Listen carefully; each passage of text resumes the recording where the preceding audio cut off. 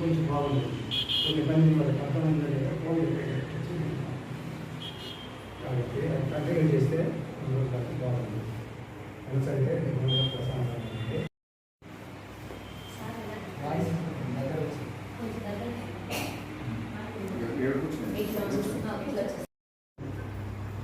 ఆ 1 అవర్ అనేది కాకుండా కంటిన్యూగా 11 రోజులు కాకుండా ఇదే విధంగా కంటిన్యూ చేస్తే చాలా వరకు ఉపయోగపడుతుంది. నా అంతటా నాకు అనుభవం వచ్చింది ఏంటంటే కోపం అనేది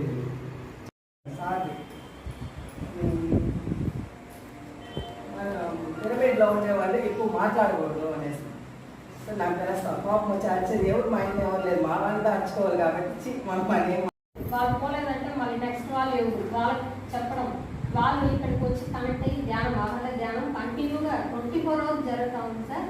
ఓన్లీ ఫోన్ మాత్రమే నా పక్కన ఉంటుంది. వంట లేదు.